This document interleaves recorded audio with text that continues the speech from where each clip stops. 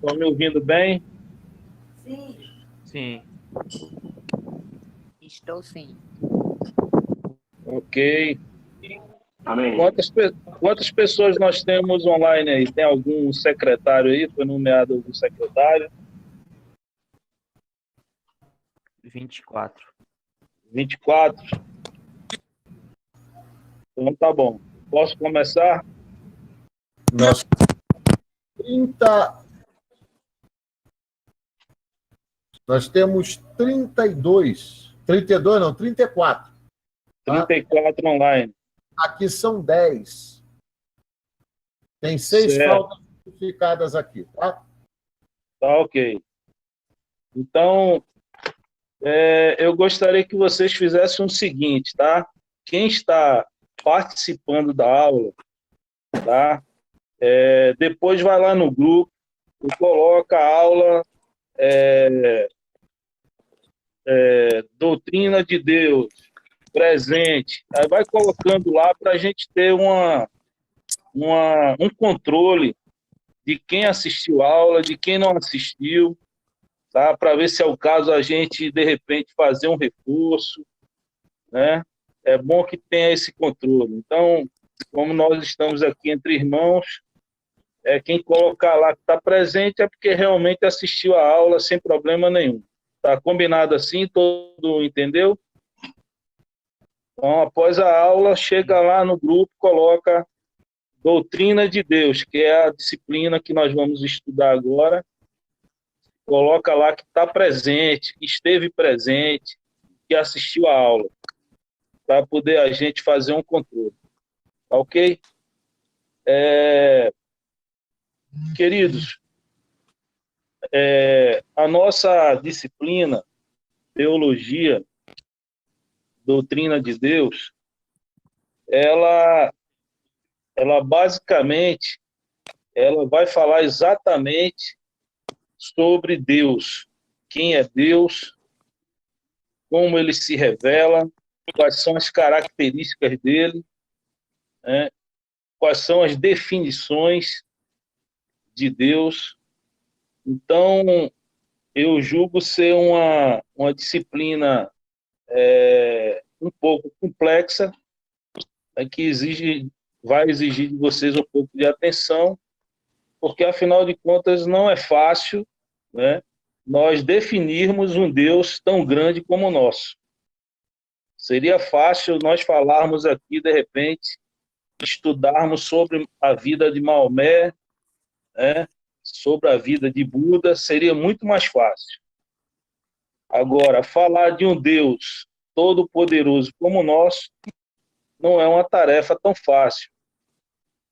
Muitas vezes faltam palavras no nosso dicionário para definir, mas com base na palavra de Deus, na Bíblia, nós temos, né, como absorver algumas definições e algumas características. Vocês entenderam? Então, eu pergunto, todo mundo está com a apostila, está acompanhando aí? É importante que esteja com a apostila para que vocês sigam o mesmo roteiro que a gente aqui está apresentando, tá? Então, aqui na apostila, eu gostaria até que vou pedir a participação dos irmãos, não quero ficar somente falando, mas alguns textos eu gostaria que alguém lesse, tá ok? Todo mundo está com a Bíblia aí? Pastor, infelizmente eu não... A apostila. Estou sem a apostila. Né? Então você vai anotando aí, pelo menos material de anotação você tem, né? Anota aí. Era para imprimir, né? Eu não vi Anota. Foi colocado no grupo, que era para imprimir. Então você anota, tá? O que a gente vai passar para vocês, para que você depois dê uma olhada na apostila e possa relembrar, tá ok? Tá bom, perdão. Então vamos lá. algumas definições sobre Deus, tá? Então, nós temos basicamente 4 definições sobre Deus. Tem uma definição mais filosófica, tá? Uma definição cristã, uma definição combinada, tá? E existe também algumas definições que são bíblicas também. A definição que eu particularmente eu acho mais completa está em Apocalipse 1:8 e Apocalipse 21:6. Alguém pode ler esses 2 textos aí para mim? Apocalipse, o último livro da Bíblia, capítulo 1, versículo 8, e Apocalipse 21, versículo 6. Posso ler? Pode. Eu sou o Alfa e Ômega, diz o Senhor Deus, aquele que é, que era e que há de vir, o Todo-Poderoso. Qual o outro texto? É o capítulo 21, versículo 6. 21:6. Capítulo 21, versículo 6. Posso ler? Pode. Alô? Pode ler.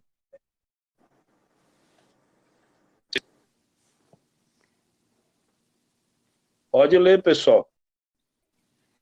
Posso ler? Pode. E disse-me mais.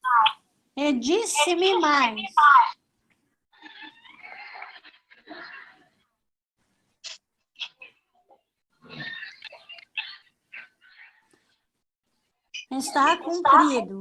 Eu sou o Alfa e o Ômega, o princípio e o fim.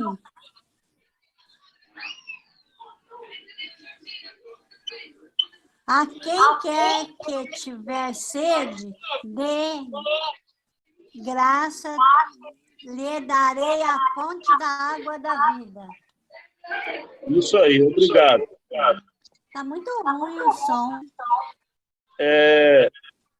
O seu microfone está dando um pouco de eco. Talvez se a senhora tirasse o fone, melhorasse um pouco aí. Mas vamos lá, para a gente ganhar tempo.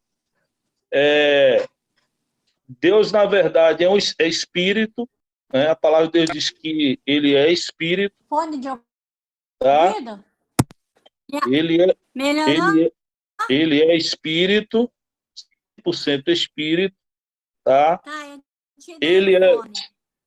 Ele é o princípio de todas as coisas, e ele também é o fim de todas as coisas. Ele é o princípio, meio e fim de todas as coisas. E todas as coisas surgiram por intervenção dele, um espírito formador, criacionista. Ele criou todas as coisas. Diz a palavra que ele criou todas as coisas. Deus, ele é o criador. Então, existe uma definição filosófica de Platão que diz que ele é o começo, meio e fim.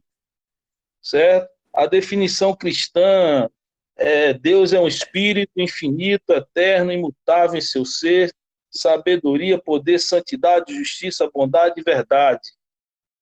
Existe também uma definição combinada que diz que Deus é espírito infinito e perfeito, em quem todas as coisas têm a sua origem, ou também teve a sua origem, sustentação e fim. Certo? Até aí todo mundo compreendeu? Ou seja, Deus, ele é 100% espírito. Ok? Vamos para o tópico número 2. Alguma dúvida até aí? Posso continuar? Alguma dúvida? Se não há dúvida, então vamos passar para o tópico 2. O tópico 2 fala da essência ou natureza de Deus. Tá certo? seria, no caso aí, nós identificarmos a substância. Deus, ele é o quê? Ele é matéria, ele é espírito, ele tem alma, ele tem corpo. Então, primeiramente, a substância de Deus. Primeiro, nós temos que entender que existem... eu não quero entrar nessa linha agora, tá certo? Porém, é importante que vocês saibam que existe, né, na antropologia bíblica, tá certo? Existem os dicotomistas e tricotomistas. O que é isso?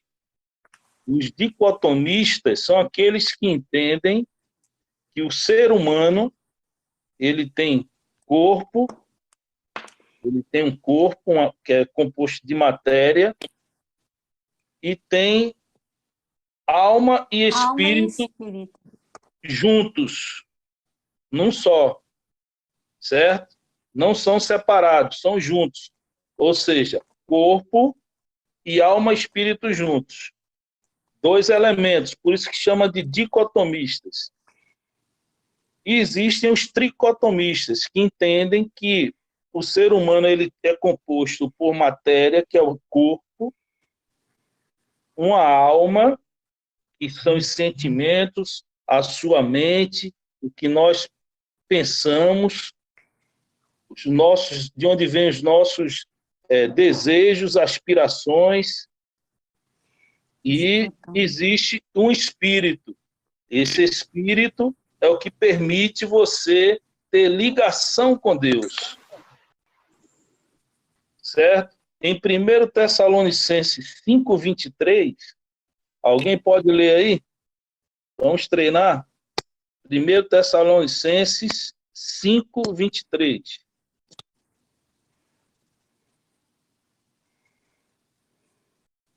Alguém pode ler?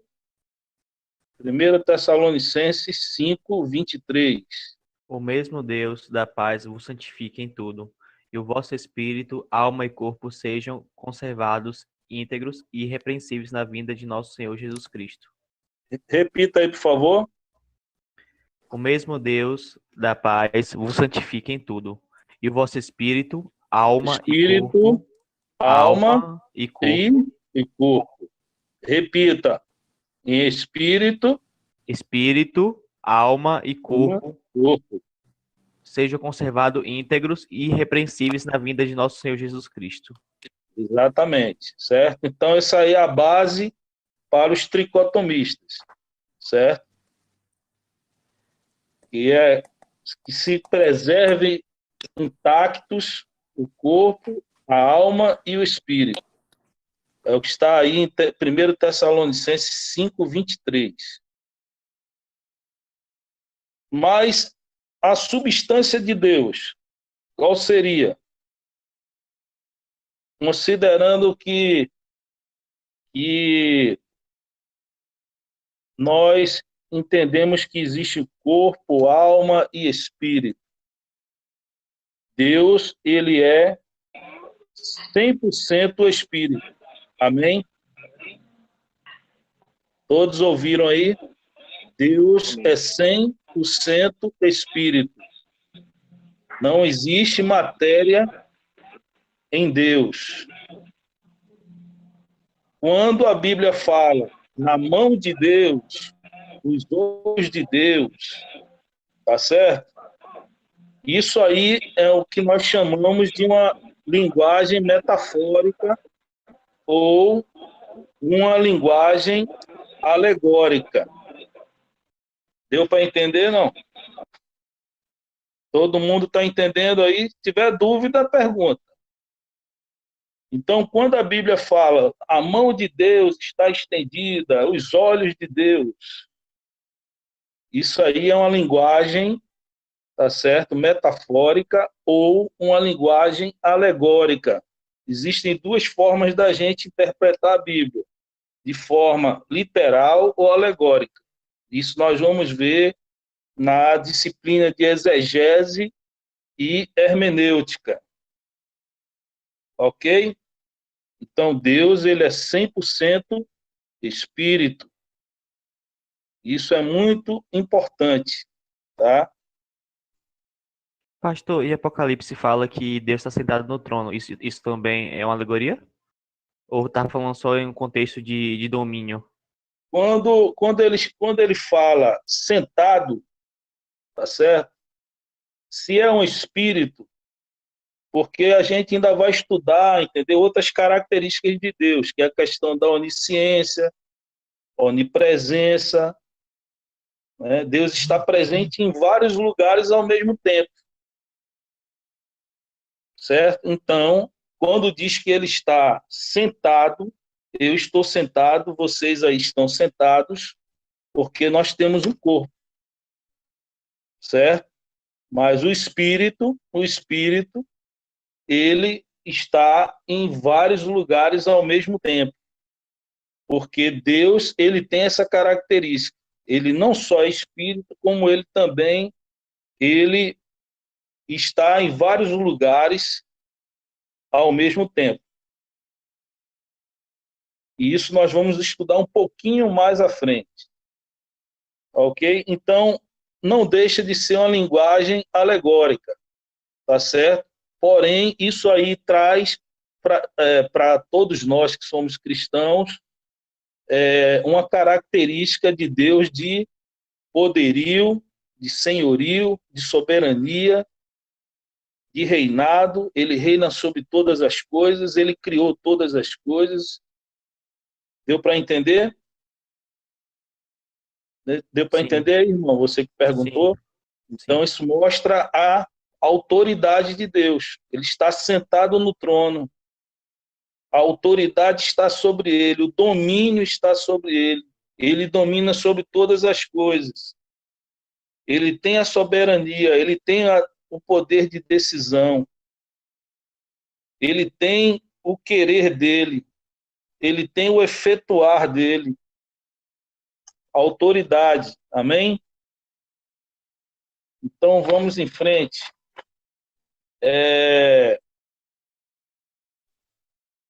Quanto à questão da substância de Deus, ficou bem claro, não há dúvida. Deus é uma substância simples, puro espírito, sem mistura com matéria. Tá ok? Então, até aí, não há dúvida. Então, vamos passar para os atributos de Deus. Tá? Os atributos de Deus, sua substância é espírito. E seus atributos são as suas qualidades. Então, quais são as qualidades de Deus? Quais são as características de Deus? Como é que ele se manifesta como Deus? Então, nós temos aqui os atributos naturais, os atributos também morais, e nós vamos falar primeiro dos atributos naturais de Deus. Primeiro, vida. Deus, ele tem vida, ele é a vida. Ele é o Senhor da vida. Ele ouve, ele nos escuta, ele tem uma vida espiritual. Ele tem uma vida espiritual. Por isso que acho que vocês já devem saber, se não sabem, fiquem sabendo que existem dois tipos de morte: a morte física e a morte espiritual. A morte espiritual é quando você se afasta de Deus. Deus, ele é a vida. Todas as vezes que o homem se separa de Deus, ele espiritualmente, ele morre. Morte é separação. Significa separação. Então, logo, Deus, ele tem vida, ele é a vida, tá certo? Portanto, ele é vivo, ele interage conosco. Embora sendo espírito, a palavra de Deus diz que ele se conecta com o nosso espírito, fazendo com que nós nos sintamos como filhos de Deus. Então, o nosso espírito que é capaz de, quando nós aceitamos a Jesus como Salvador, o Espírito Santo de Deus, ele vem e passa a habitar em nós, interagindo com o nosso espírito. Então, o nosso espírito é a via de acesso para o Espírito de Deus. Então, Deus, ele é espírito, mas é um espírito vivo que simplesmente é a própria vida. É nele que consiste a vida, pois a vida foi gerada através do próprio Deus. Alguém tem alguma dúvida até aí, pessoal?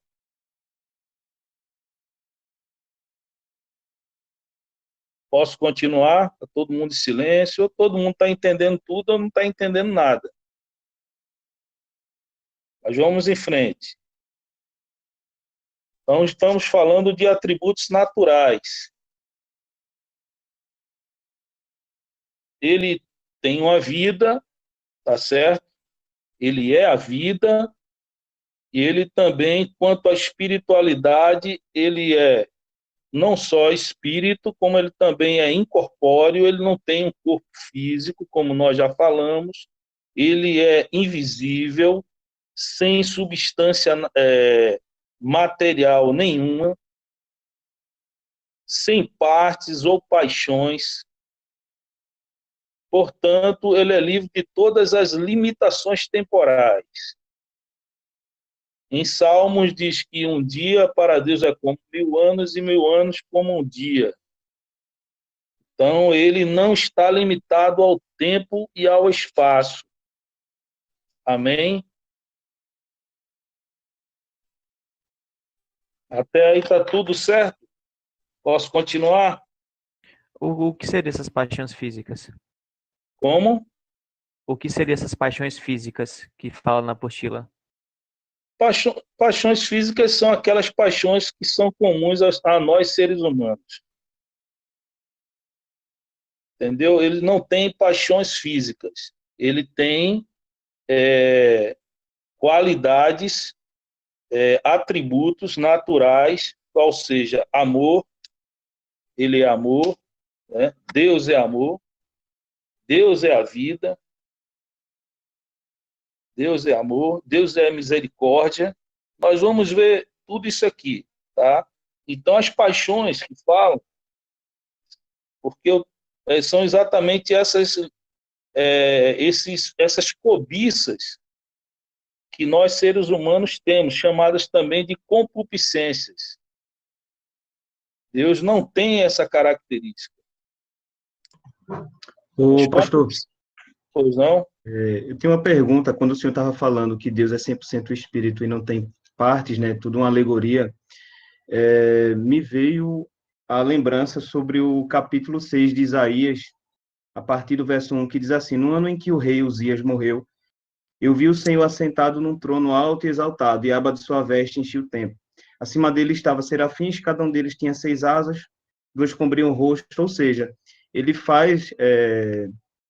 a visão de Isaías descreve não só Deus, como os anjos, enfim, que estava tudo ao redor, descrevendo suas partes. Como é que fica diante dessa palavra aí? Diante da... Como eu falei para vocês, certo? Existem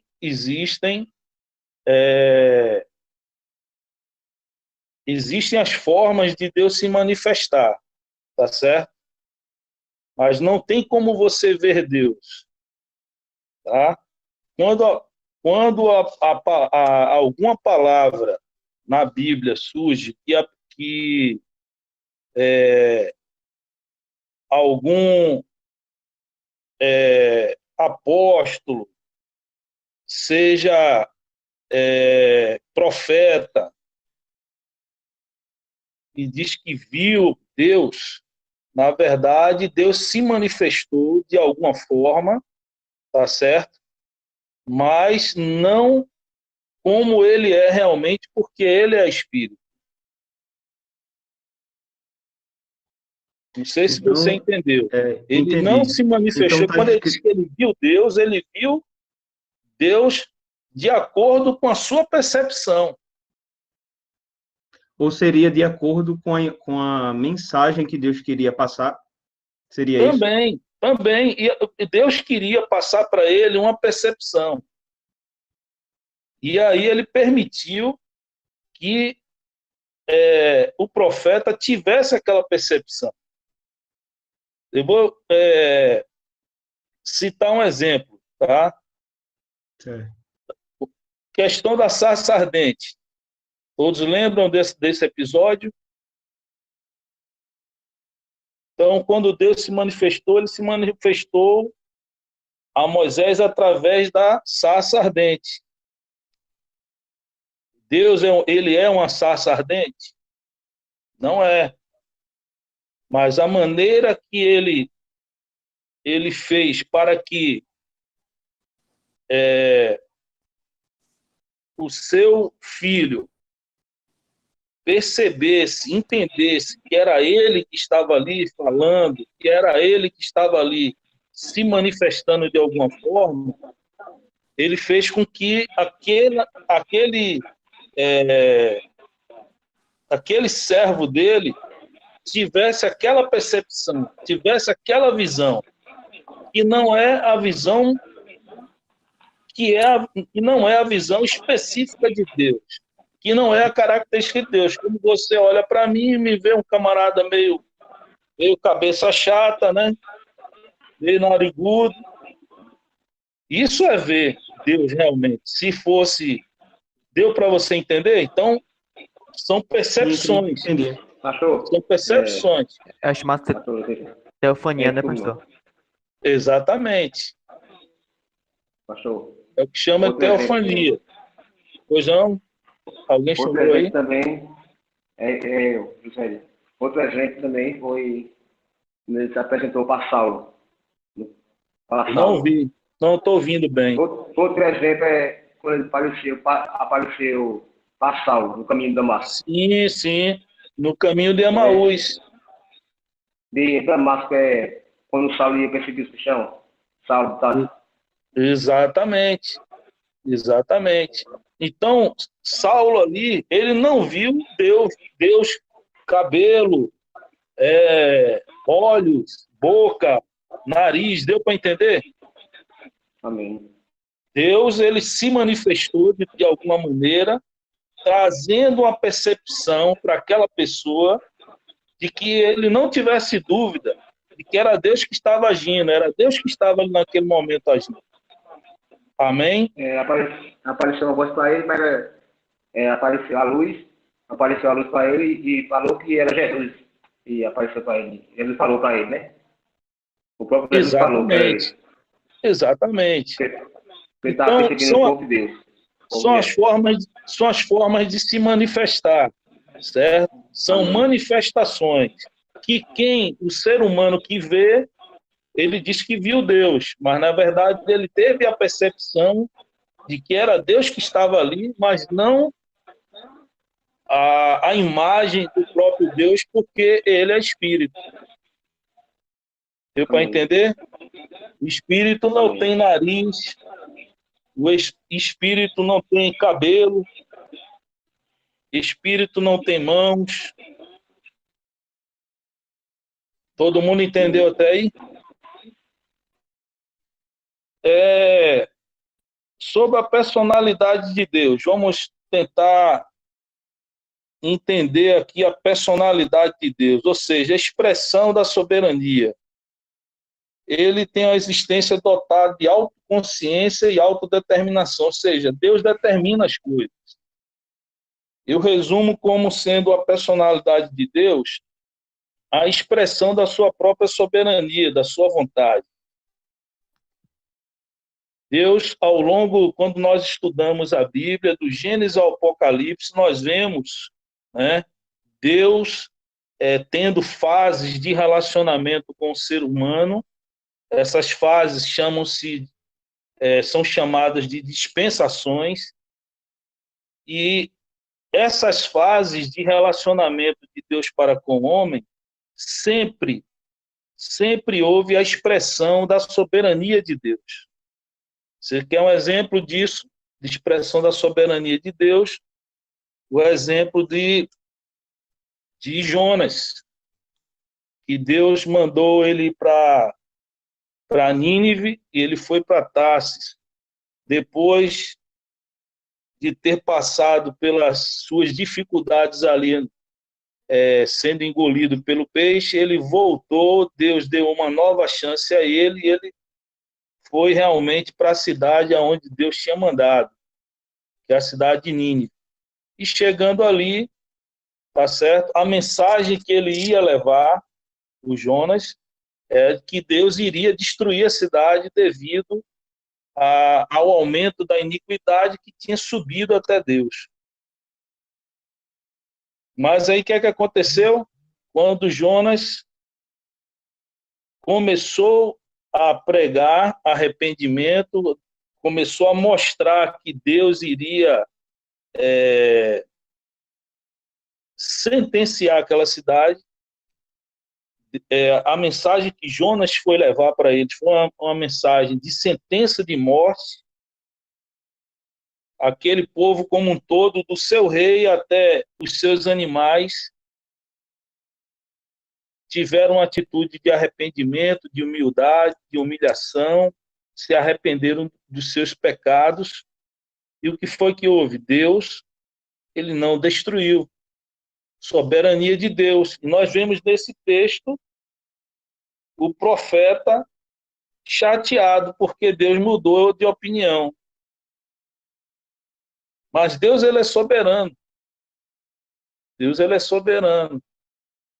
Ele faz conforme a vontade dele, conforme o seu plano, e não o nosso plano, e não a nossa vontade. Nem sempre é da forma como nós queremos, mas é da forma como Deus quer. Isso chama-se expressão da soberania de Deus. Então, essa é a personalidade de Deus. Alguma dúvida? Deus também tem a vontade, o seu querer. Isso eu já falei, em Isaías 46:10. Depois vocês podem ler com calma em casa. Olha, está na apostila. Isaías 46:10, Apocalipse 4:11. Mostra exatamente Deus exercendo a sua vontade. Deus também, ele tem a sua forma de pensar. Tá? Então, ele planejou um resgate, o nosso resgate, através do envio do seu filho. Isso foi um plano que ele criou. Ele pensou e ele executou dentro da sua soberania. Alguma dúvida? Então, ninguém tem dúvida que Deus pensa, né?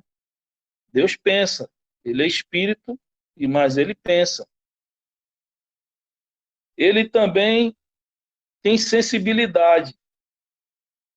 E essa sensibilidade de Deus, ela se expressa muito pela sua misericórdia. Ele é muito sensível. Em Salmos, diz que há um coração contrito, Deus não despreza. Ou seja, um coração humilde, que reconhece suas falhas, Deus, ele sempre está pronto a perdoar, a dar uma nova chance. Por quê? Ele tem sensibilidade, que faz parte da sua misericórdia. Alguém tem alguma dúvida sobre isso aí? Se tiver, pode fazer uso da palavra. Posso seguir, então, né? Então, vamos falar agora da triunidade. Eu particularmente, eu não fiz muito esboço a respeito da triunidade, porque tem muito a ver que é mesmo que trindade, tá certo? E foi objeto da aula anterior. Eu acho que foi bastante explorado aí pelo pastor Mário, né? Mas eu queria somente dar um exemplo. Tem gente que tem dificuldade de entender, né, a questão de um único Deus, né? Como eu lembro que o pastor Mário ainda falou aí que existem, né? E é verdade, correntes que separam, né, as partes de Deus, o Espírito Santo. Não, eles é um só. E eu costumo, às vezes as pessoas têm dificuldade de entender, eu costumo exemplificar a trindade, a triunidade, como, vou falar algo aqui que é muito comum nos dias de hoje. Eu acho que cada um aí, tem muita gente aí que está com o celular. No seu celular você tem, no seu aparelho, ele é um telefone, ele é um gravador de voz, ele é uma filmadora, ele é uma lanterna e ele pode ser um banco virtual. Correto? Todos concordam? Mas isso não quer dizer que seja um aparelho só. É um aparelho só. É um aparelho só. Você tem como dividir? Não, eu vou tirar. Você vai tirar somente o gravador de voz. Vou usar só o gravador de voz, vai tirar do aparelho. Você tem como fazer isso? Tem como fazer isso? Você tem como tirar fisicamente? Vamos falar aí na linguagem da informática, o hardware, né, que é a parte física, tirar a lanterna. Não, faz parte do seu aparelho. Então, a mesma coisa é a Trindade. A Trindade é um Deus só, tá, com funções diferentes. Deus, Filho e Espírito Santo. Certo? Por isso mesmo que nós lemos em Gênesis essa Trindade participando da criação. Em Hebreus também fala que Jesus estava no ato da criação. Embora Jesus tenha nascido depois, tenha vindo ao mundo, se tornou homem, né? Depois da criação, mas no ato da criação de todas as coisas, quando Deus, pela sua palavra, começou a criar os céus, a terra, o mar, os animais, Jesus estava presente, porque ele faz parte do Deus. Ele faz parte de Deus. Deu para entender? Eu acho que isso foi falado, foi bastante batido aí pelo pastor Mário com vocês. Tem alguma dúvida em relação a isso aí? Alguma observação? Ou ficou bem claro isso aí?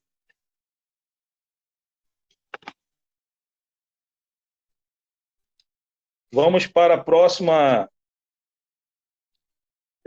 parte aqui da questão da Trindade, né? Fala da Trindade de personalidade, de um Deus único. Quando a palavra Elohim aparece, ela está no plural, não quer dizer que seja uma pessoa só da Trindade ali atuando, mas o Elohim é uma palavra hebraica que traz uma conotação no plural. Ela não é uma palavra singular, é uma palavra plural, tá ok?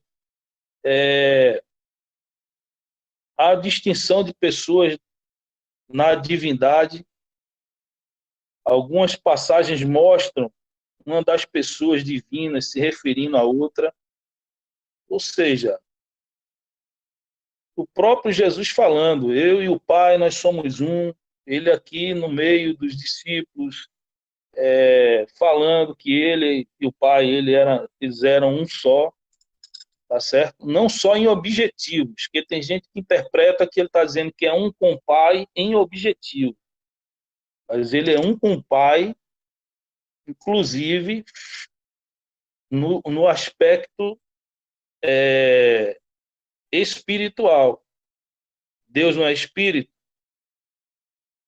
Então, a parte de Jesus também é espírito, né, que veio e se transformou em homem, morreu a morte, uma morte de cruz, para nos resgatar.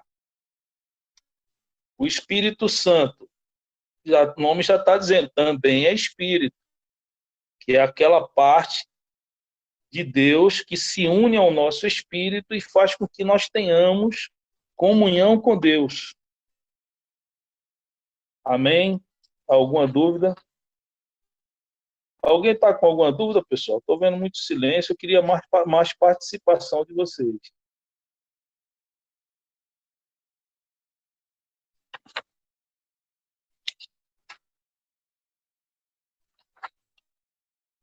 Então, vamos lá. Finalmente, autoexistência. Alguém tem alguma dúvida que Deus sempre existiu? Deus sempre existiu. Foi Ele que criou todas as coisas. Nada que existe nesse mundo, inclusive, tá certo? Até mesmo o mal, né? Quando Deus criou, Ele criou a árvore do conhecimento do bem e do mal. Foi Ele que criou. Ninguém tem dúvida disso. Ele criou todas as coisas. Quando diz todas as coisas, são todas as coisas. Tá certo? Então, no ato da criação, Deus já existia e com a sua palavra, com o verbo, com a sua palavra, ele começou a verbalizar: haja luz e houve luz. Então, existe o que nós chamamos de autoexistência. Ele já existia. Ele era um espírito que já existia e que tinha a capacidade de criar do nada todas as coisas.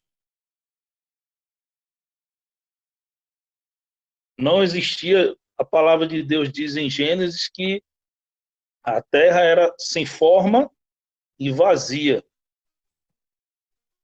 E Deus foi que colocou ordem nessas coisas. Ele criou, né? E as coisas foram criadas e depois ele foi organizando o universo. Por isso que nós vemos, inclusive, eu acho que Romanos, capítulo 1, se eu não me engano, fala que os homens são indesculpáveis diante de tudo aquilo que Deus criou. Ao somente você olhar para a natureza, as coisas que ele criou, qualquer ser humano se torna indesculpável. Ele não pode dizer que Deus não se revelou a ele, porque a própria natureza, pela sua perfeição, pela sua grandiosidade, mostra, né, que houve uma manifestação da parte de Deus para que o homem visse aos seus olhos.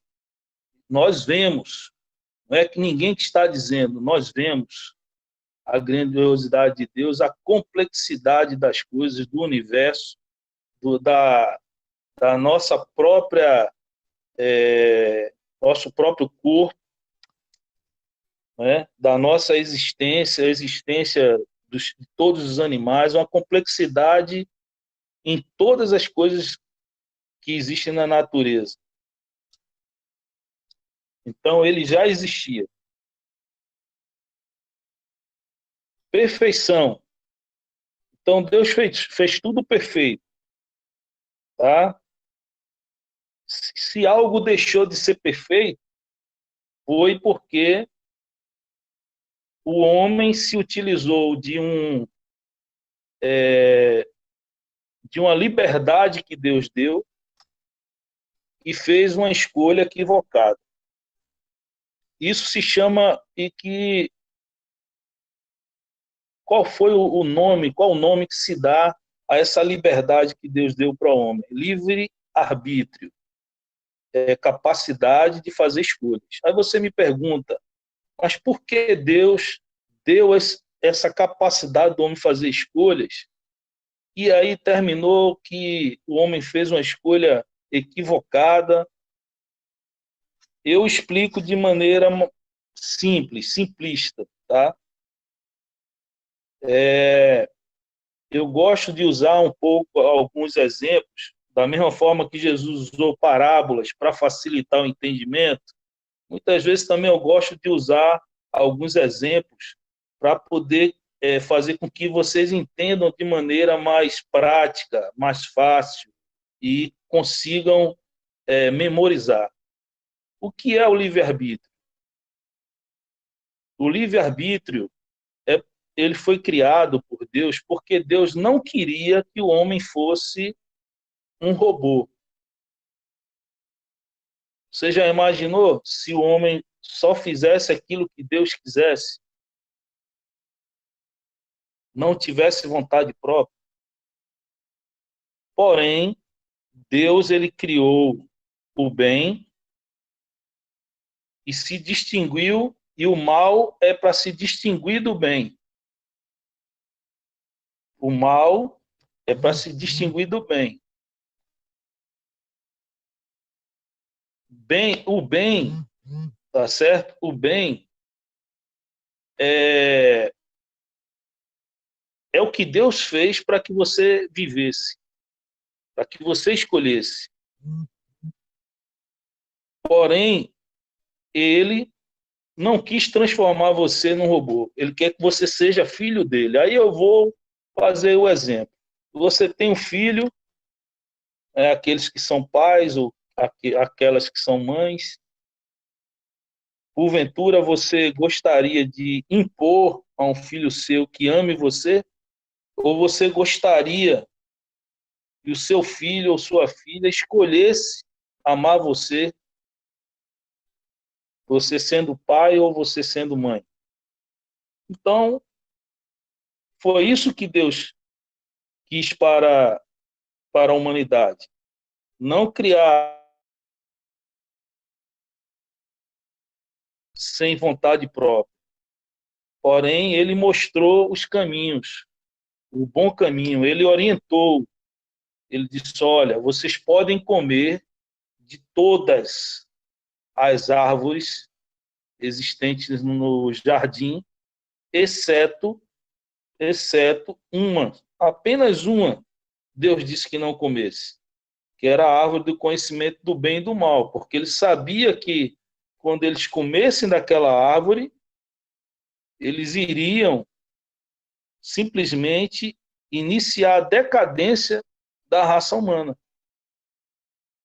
Mas ele deu uma gama de opções para o homem, para o ser humano em geral, para se utilizar, para usufruir, para comer de todas as árvores.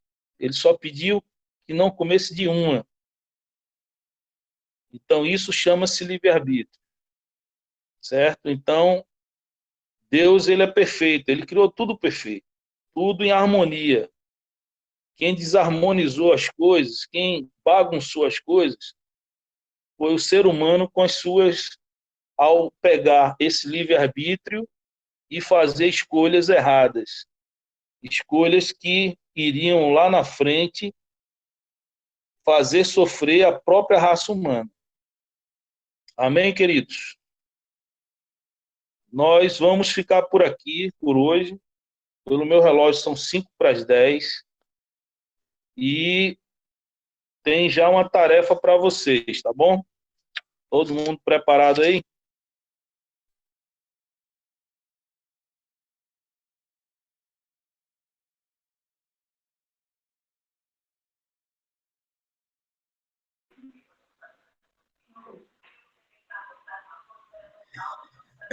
Amados, graça e paz. Eu também tenho um trabalho, viu?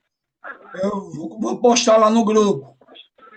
Deixa o pastor Zimar terminar aí.